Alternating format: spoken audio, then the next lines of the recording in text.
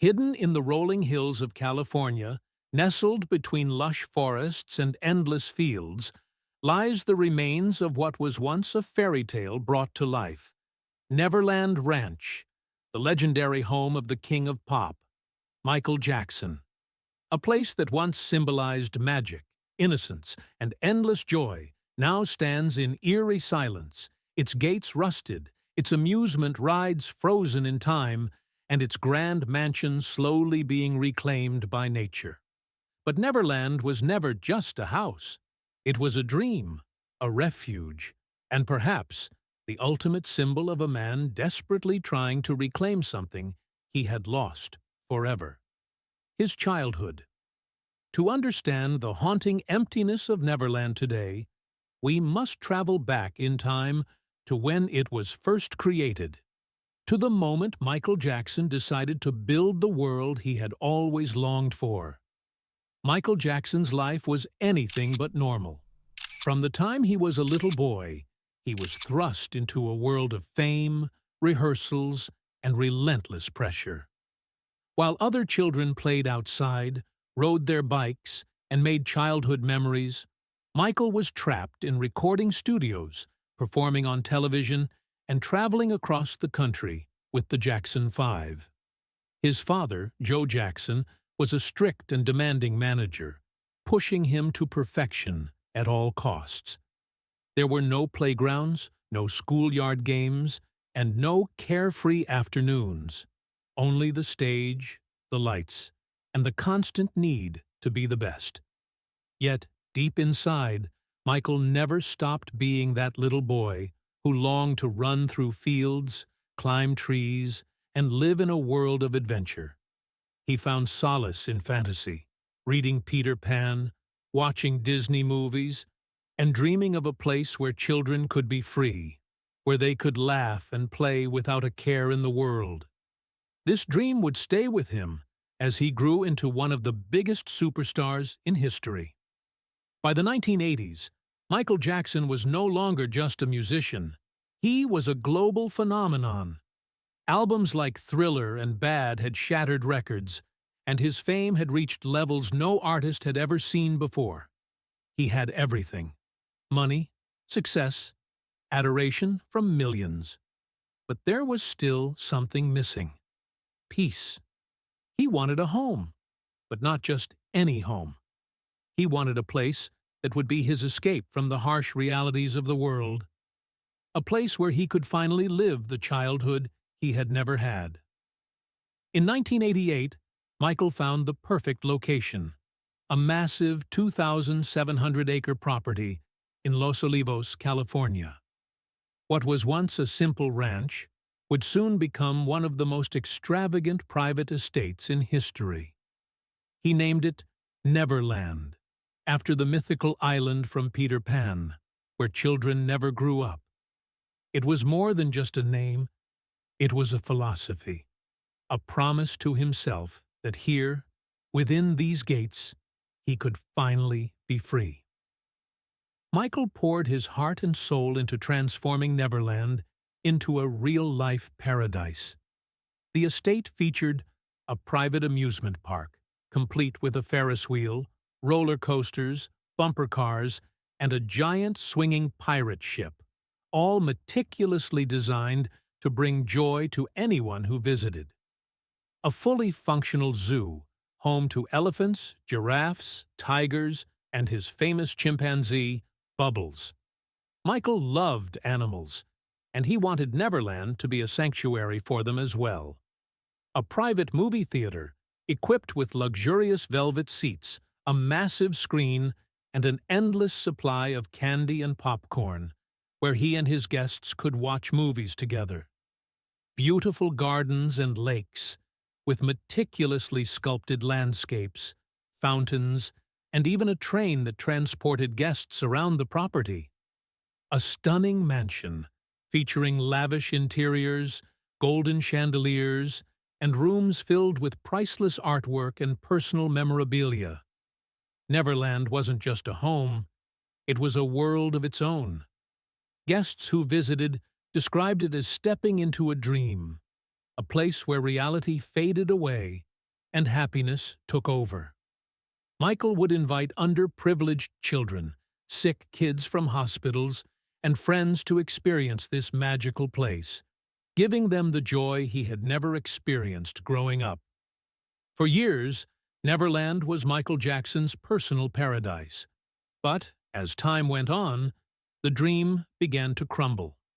The very thing that made Neverland so special, its childlike wonder, became a source of controversy.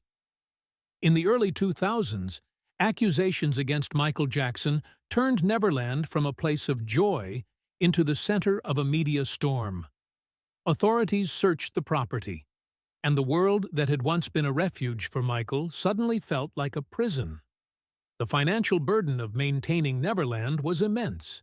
The estate required millions of dollars per year to operate, and after the legal battles, concert cancellations, and personal struggles, Michael was no longer able to keep up. In 2005, after his trial, he left Neverland and never returned. Without its owner, Neverland began to fade. The rides in the amusement park stopped running. The zoo animals were relocated. The gardens that were once filled with flowers became overgrown and lifeless. Dust settled over the grand mansion, and the laughter that once echoed through the property was replaced by an eerie, haunting silence. In 2008, Neverland faced foreclosure. The property, which had once been worth over $100 million, was now abandoned, a ghost of what it once was. Over the years, attempts were made to sell it, but the stigma surrounding the estate kept buyers away. It wasn't until 2020 that billionaire Ron Burkle purchased Neverland for a fraction of its original value, just $22 million. But even with new ownership, the question remains, can Neverland ever be revived? Today, Neverland stands as a bittersweet reminder of Michael Jackson's life, his genius, his pain, and his eternal search for happiness. The abandoned gates, the empty park, and the silent mansion all tell a story, one of a man who had everything in the world, except the one thing he wanted most, a place to belong. Neverland was his greatest dream, and, in the end, his greatest heartbreak. As time passes, fans and historians debate what should become of Neverland. Should it be restored as a museum, a tribute to the king of pop? Or should it remain untouched, a monument to a dream that was both beautiful and tragic? One thing is certain, Neverland will forever be a symbol of Michael Jackson's legacy. A place where fantasy and reality collided, where the magic of childhood was both found and lost, and where the spirit of the boy who never grew up still lingers in the quiet, forgotten halls of his kingdom. For those lucky enough to step inside Neverland during its golden years, it was nothing short of a fairy tale brought to life. From the moment guests passed through its iconic golden gates, they were transported into a world of wonder, a place where reality melted away and childhood reigned supreme. Neverland wasn't just a mansion. It was a kingdom of dreams, built to capture the purest form of happiness. Every corner of the estate reflected Michael Jackson's deep longing for a life untouched by pain, judgment, or loneliness. Here, in this secluded paradise, he wasn't a global superstar. He wasn't the king of pop. He was simply Michael, the boy who had finally found his playground.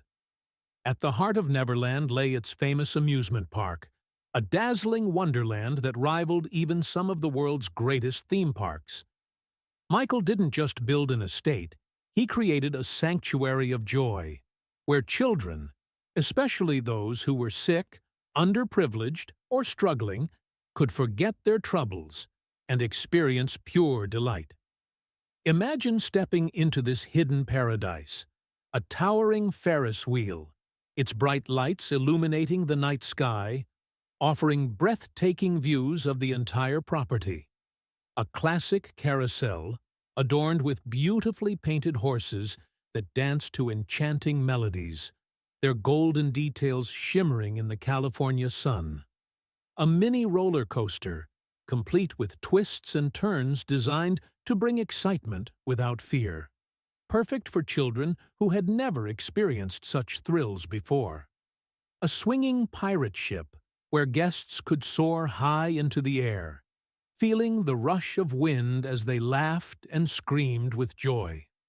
Bumper cars, spinning teacups, and carnival games, each one carefully chosen to create an atmosphere of endless fun and excitement. And the best part? Everything was free.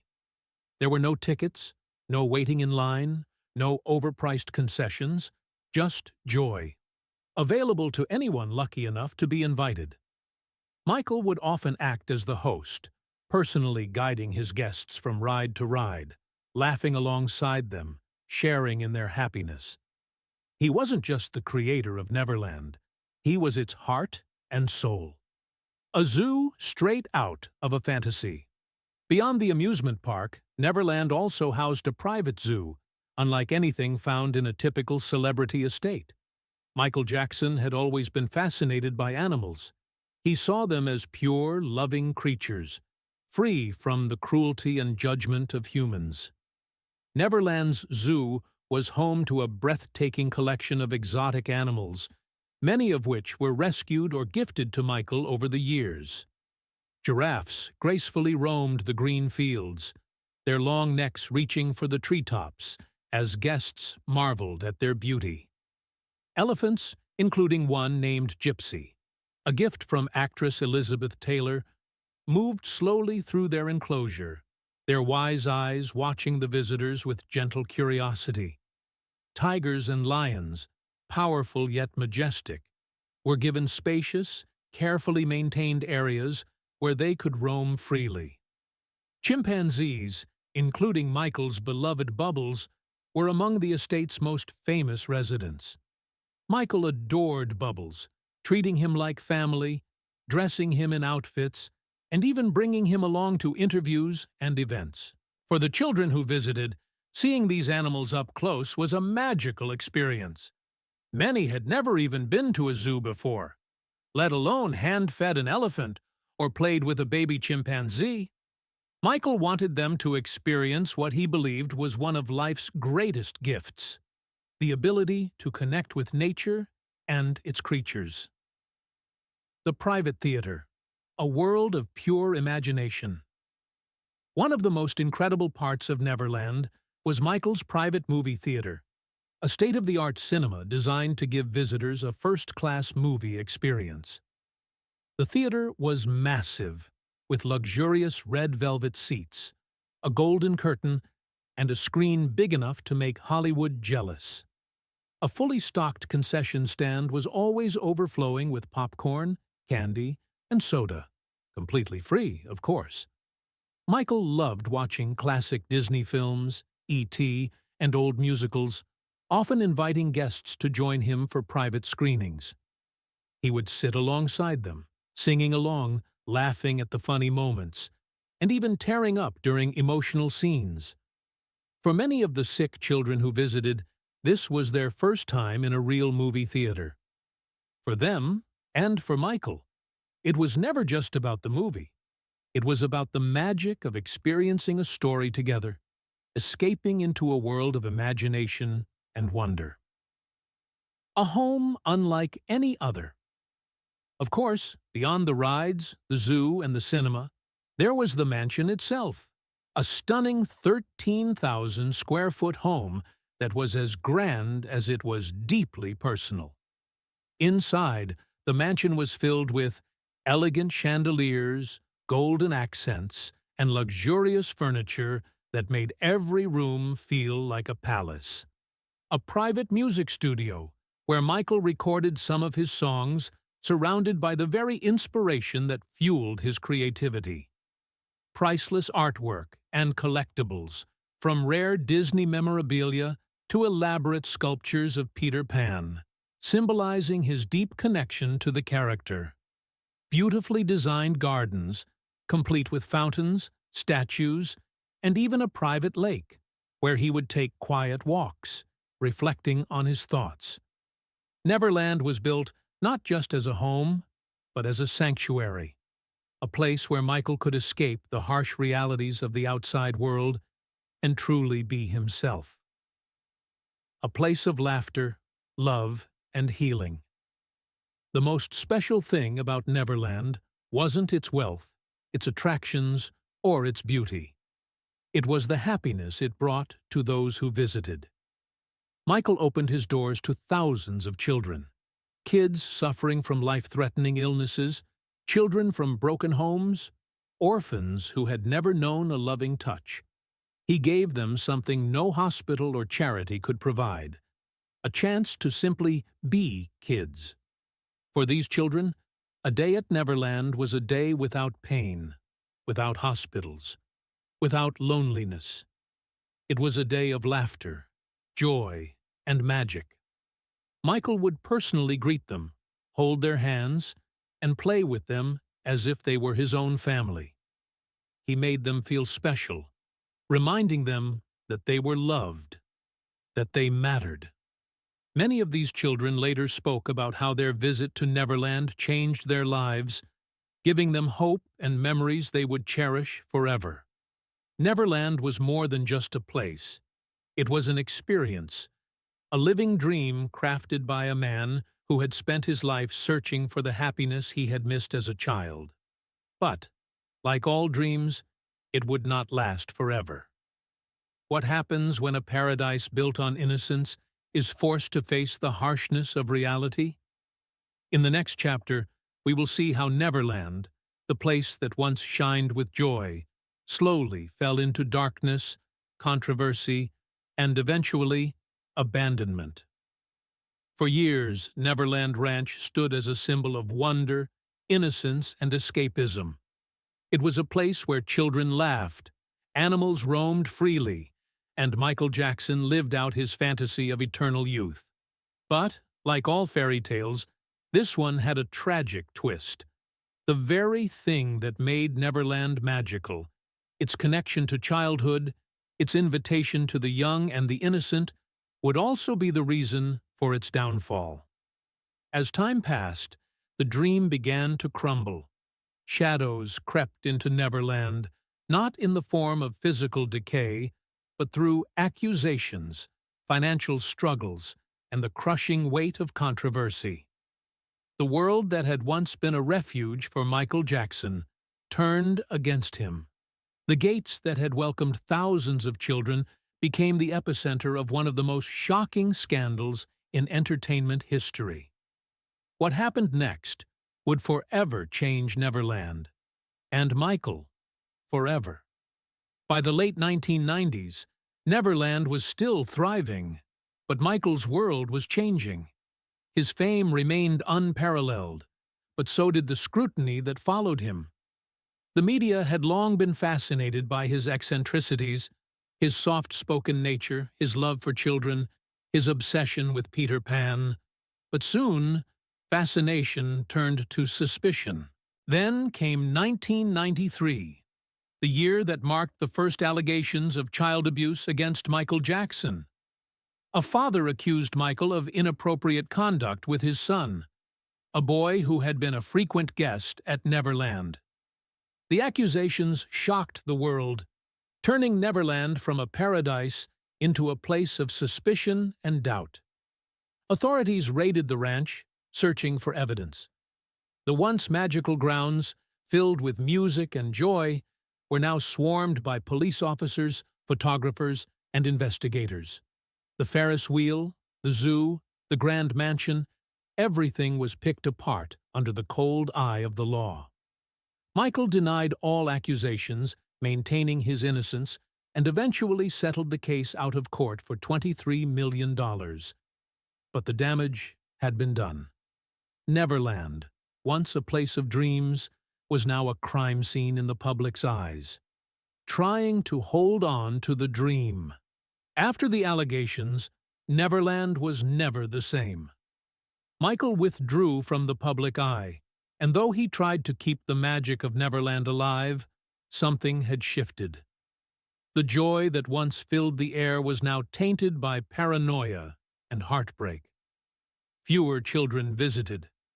The laughter that once echoed through the estate became quieter. Michael, once the enthusiastic host, became a ghost within his own paradise. For a while, he continued trying to maintain the illusion. He invested millions in renovations, ensuring the park and zoo remained operational. But no amount of money could erase the stain left by the accusations. Then came 2003, the year everything collapsed. In November 2003, Neverland was raided again. Michael Jackson was charged with multiple counts of child molestation, allegations that once again rocked the world. Over 70 officers stormed Neverland, executing a warrant that turned the mansion inside out. Rooms were searched. Documents were seized. Nothing was off limits. The media went into a frenzy, camping outside the gates, broadcasting every detail. The place that had once been a sanctuary was now under siege, its magic replaced with cold, hard suspicion. Michael pleaded not guilty, and the world watched as the trial unfolded. The once beloved king of pop was now a man fighting for his life. Finally, in 2005, after months of grueling testimony and global attention, Michael was acquitted of all charges. He was declared innocent, but the trial had taken everything from him. Neverland was no longer a home. It was a haunted house, a reminder of the worst period of his life. The place that had once been his refuge had become his prison. The Abandonment of Neverland. After his acquittal, Michael Jackson never returned to Neverland. He left California, traveling between Bahrain, Ireland, and Las Vegas, trying to find peace after the brutal trial. He could no longer bear to walk the grounds of a place that had betrayed him. With Michael gone, Neverland fell into decay. The gardens became overgrown, the once pristine landscapes turning into wild, untamed fields. The amusement park shut down, its rides slowly rusting, their bright colors fading under the harsh California sun. The zoo was dismantled, its animals relocated to other sanctuaries. The mansion was left empty, collecting dust, its golden chandeliers dimming, its halls silent. What was once a kingdom of joy had become a ghost town. By 2008, Michael Jackson was drowning in debt. Neverland was on the verge of foreclosure. The ranch, once valued at over $100 million, was now a financial burden he could no longer afford. That same year, an investment firm took control of Neverland, effectively stripping Michael of ownership. Neverland was no longer his. And then, on June 25, 2009, everything changed forever. The death of the King of Pop. On that fateful summer day, Michael Jackson died at the age of 50 due to cardiac arrest caused by a lethal combination of prescription drugs. The news shocked the world. Fans flooded the streets, holding candlelight vigils, mourning the loss of one of the greatest entertainers of all time. But at Neverland, there was only silence.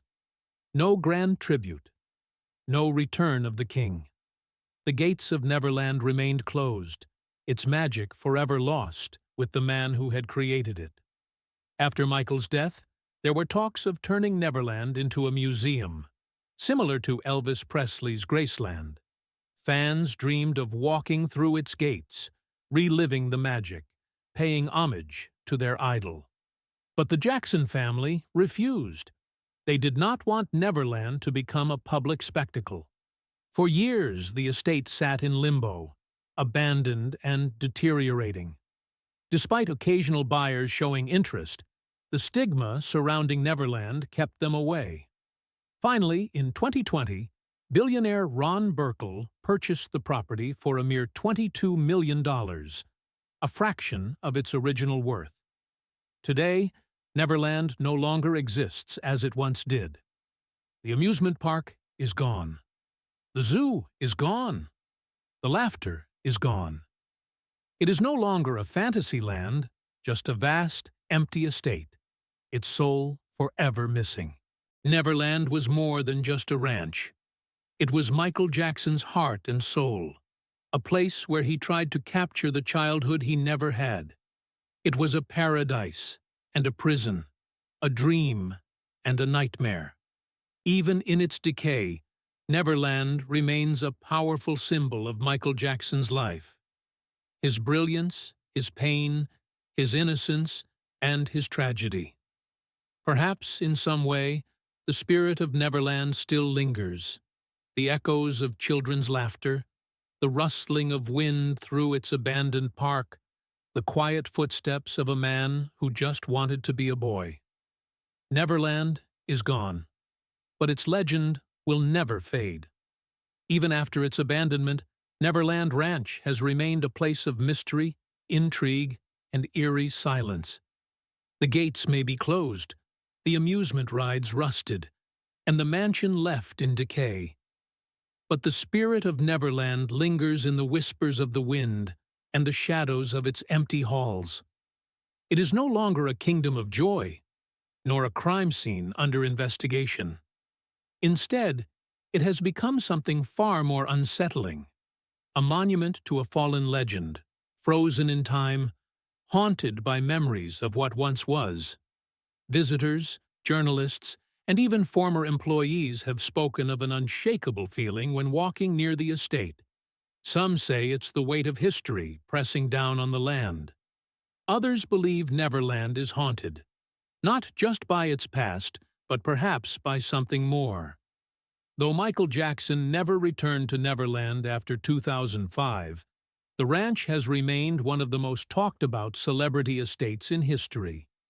In the years following his death, curious onlookers, journalists, and even paranormal investigators have tried to get a glimpse inside the estate, hoping to uncover what remains of its former glory, or perhaps to find something more. But those who have set foot near Neverland all seem to say the same thing. Something doesn't feel right. Unsettling reports from inside the abandoned ranch. Former staff members have reported hearing music playing from the empty mansion, as if Michael's favorite melodies still echo through its vacant halls. Security guards have claimed to see figures moving behind windows, only to find the rooms completely empty upon inspection. Some visitors swear they have heard laughter, children's laughter, carried by the wind, long after the last child left Neverland. Paranormal investigators who have visited the site have captured strange shadows, unexplained voices, and even ghostly apparitions on camera.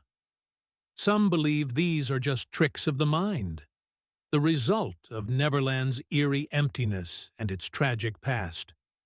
But others believe that Michael never truly left, that his spirit, and the spirit of the children who once filled the estate with laughter, still roam its grounds. Stepping inside the 13,000-square-foot mansion today would be like stepping into a time capsule. Michael's personal belongings were removed, but the structure remains eerily intact. The grand staircase, the golden chandeliers, the secret rooms, they are all still there, untouched, waiting for an owner that will never return. His bedroom, where he spent his most private moments, is now covered in dust, the echoes of his presence still lingering in the air. The music room, where he once composed some of his greatest hits, remains silent. His grand piano untouched, his melodies forever unfinished. Paintings of Peter Pan, his lifelong alter ego, still hang on the walls, reminding anyone who enters that Neverland was never just a home. It was his fantasy, his escape from reality. But the dream is gone. Neverland now feels more like a mausoleum than a mansion, a grand castle that has lost its king. Beyond the mansion, the amusement park, once the beating heart of Neverland, is now a graveyard of forgotten dreams. The Ferris wheel no longer turns, its once vibrant colors now faded, its carriages covered in rust. The carousel, where Michael used to sit for hours, playing joyful tunes, is now lifeless. The music that once filled the air has been replaced by silence.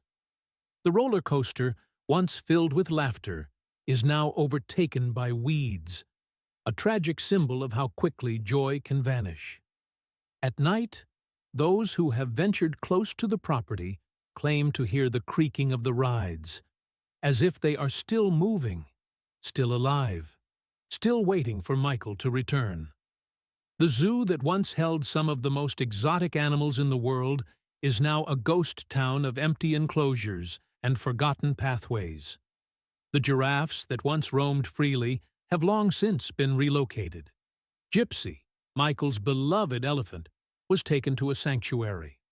Bubbles, the chimpanzee who was once his closest companion, now lives in a Florida wildlife reserve, far away from the land they once called home. But even though the animals are gone, many claim that Neverland still holds their presence. Visitors report hearing phantom animal sounds, distant roars, faint hoots, the rustling of creatures that are no longer there. Some say it is just the wind playing tricks. Others believe it is something more, the ghostly remnants of a paradise that no longer exists. Over the years, many have speculated whether Neverland could ever be restored to its former glory. Some have suggested turning it into a Graceland-style museum, a place where fans could visit, walk through Michael's home, and relive the magic. Others believe it should remain untouched, a shrine to its former owner, forever preserved in its current state. And then there are those who believe Neverland should be destroyed entirely. Its past too controversial, too painful, too haunted to be saved. But one thing is certain: Neverland will never be just another piece of real estate. It is a place forever connected to one of the most iconic yet tragic figures in music history. It is a place that was born from a dream, a place that became a nightmare, and a place that even in death refuses to be forgotten. Neverland may no longer belong to Michael Jackson, but in a way, it will always be his. Because how can you truly abandon something that was never meant to be real in the first place? Neverland Ranch has been abandoned for years, yet it refuses to fade into obscurity. It is no longer a home, no longer a place of joy. Instead, it has become something much darker, a symbol of lost innocence, of shattered dreams, and of a legend too great to ever truly rest. No matter who owns the land, Neverland will always be Michael Jackson's domain. And perhaps that is why it will never find peace. Despite multiple attempts to sell, restore, or repurpose the estate, no one has been able to bring Neverland back to life. Every effort has been met with resistance, whether from fans, from the Jackson family, or from something far less tangible. It is as if Neverland is cursed, forever trapped between the past and the present, a place that refuses to move on. Some say it is because of Michael's troubled final years, that his pain, betrayal, and loneliness are woven into the very foundation of the estate. Others believe that Neverland's soul died the moment Michael walked away, and without him, it will never truly breathe again. And then, there are those who believe that Neverland is haunted, not just metaphorically, but literally. Since Michael Jackson's passing in 2009, strange occurrences have been reported at Neverland Ranch. From former employees to visitors who have dared to walk its perimeter, many claim that Michael never truly left. A shadow in the hallways, a chilling video from 2009 captured during a live news broadcast inside Neverland, appears to show a shadowy figure walking across the hallway. Some believe it was Michael's ghost, wandering the halls of his former home. Phantom music. Guards who have patrolled the property claim to have heard soft piano notes drifting through the mansion, yet there is no one inside. Doors slamming on their own. Multiple accounts describe doors opening and closing by themselves, as if unseen hands are still moving through the home. Ghostly faces in windows. Visitors who have taken photos near the estate claim to have captured figures staring back at them from the windows, even though the mansion is empty. And then there are the voices, the faint echoes of children's laughter, whispers that vanish when you turn to listen, a soft, melodic hum, like someone is singing just out of reach. Is it just the wind? A trick of the mind? Or is it something more? Why no one wants to buy Neverland? Over the years, multiple buyers have shown interest in purchasing Neverland. Yet each time, something has stopped them. Too expensive? While Neverland was once valued at over $100 million, it eventually sold in 2020 for just $22 million, a fraction of its worth. Too controversial? The estate is forever linked to Michael's legal battles, making it an impossible purchase for those wanting a fresh start. Too haunted? Several potential buyers have allegedly backed out after visiting the property, citing an unshakable feeling of being watched. Even billionaire Ron Burkle, the man who finally purchased Neverland, has shown no intention of living there. The amusement park remains in ruins. The mansion remains empty. The gates remain closed. It is as if Neverland itself refuses to be reborn. One day, the land that was once Neverland Ranch may be transformed. Perhaps it will be torn down, its painful past buried beneath new development. Perhaps it will be turned into a memorial, a place where fans can pay their respects. Or perhaps it will remain as it is now, a forgotten palace, a ghostly relic of a man who tried to build a dream and lost everything in the process. No matter what happens, Neverland will never be just another piece of land. It will always be a place where fantasy and reality collided, where magic and tragedy intertwined, where a legend lived, and where that legend died. Even if Neverland disappears from the map, it will never disappear from history. And maybe, somewhere in the wind, in the rustling trees, in the quiet night, the voice of a lost boy can still be heard, softly whispering, "This is my Neverland, and I will never grow up." Though the gates of Neverland have been closed for years, its mystique refuses to fade. What was once a paradise for a man who never wanted to grow up has become a ghostly kingdom, frozen in time, waiting for a fate it may never receive. Even now, long after its abandonment, long after its sale, long after Michael Jackson's passing, Neverland remains one of the most haunting and controversial places in celebrity history. Why? Because Neverland was never just a home. It was a dream, and dreams, once shattered, never truly disappear. The Forgotten Castle, a mansion without a master. The 13,000-square-foot mansion at the heart of Neverland was once a sanctuary of magic, luxury, and secrecy. Today, it is nothing more than an empty shell, a hollow castle where the king will never return. Dust covers the grand hallways where music once echoed. The master bedroom, once a retreat from the outside world, now feels more like a tomb. The secret rooms, the hidden doors, the personal artifacts, most of them gone, leaving only shadows of what once was.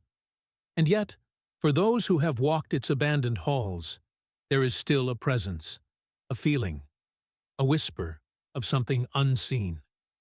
Neverland may be silent, but it is not empty. Unlike other abandoned celebrity mansions, Neverland Ranch refuses to be forgotten. Many once believed that after Michael's passing, the land would be quickly repurposed or demolished. Yet, years later, it still stands, a decayed monument to a legend, too sacred to erase, too controversial to restore. The amusement park rides are long gone, but their rusted foundations remain. The gardens, once manicured to perfection, have been overtaken by nature. The carousel, which once played joyful melodies, is silent, yet some claim they can still hear the music in the wind. Neverland is trapped, not in space, not in ownership, but in time. The unfinished legacy, what should become of Neverland? For years, fans and historians have debated what should be done with Neverland. A museum? Some argue that it should become a memorial, like Elvis Presley's Graceland, a place for fans to visit and honor Michael's legacy. Demolished? Others believe it should be destroyed entirely, erasing its tragic history from the world. Left to decay? And then there are those who believe Neverland should remain as it is, a lost kingdom, hidden away, a place no one will ever truly reclaim. But maybe, just maybe, Neverland's fate was sealed the moment Michael left it. Perhaps this land, once full of light and wonder, was never meant to have a future. Perhaps it was only meant to be a memory. The truth behind the myths. Is Neverland truly haunted? One of the most chilling questions surrounding Neverland is whether it is truly haunted, not just by its history, but by something more. Visitors claim to have seen shadows in the windows. Security guards report hearing soft music playing in the dead of night. Doors slam on their own. Whispers echo through empty corridors, and some say they've even heard a faint voice. Singing? Skeptics dismiss these stories as urban legends, exaggerations, or tricks of the mind. But those who have experienced it firsthand are not so sure. One thing is certain: Neverland has never felt truly abandoned. Something lingers there, something unseen, something waiting. The curse of a dream that was never meant to last. If Neverland is cursed, it is not because of ghosts or shadows or paranormal forces. Its curse is much deeper, much sadder, much more real. It is the curse of a man who built a dream but could never truly live inside it. It is the curse of a place that was never supposed to exist in the real world. Because Neverland was always an illusion, a kingdom built for a lost boy, a paradise designed to escape the pain of reality. But reality always wins. And when it did, Neverland fell. Now, it stands as a tragic relic, a reminder of a dream too beautiful to last, a man too fragile to stay, and a place too haunted to ever find peace. Neverland was Michael Jackson's greatest creation. And now, it is his most haunting legacy. Because no matter what happens to the land, the gates, the mansion, or the name, Neverland will never die.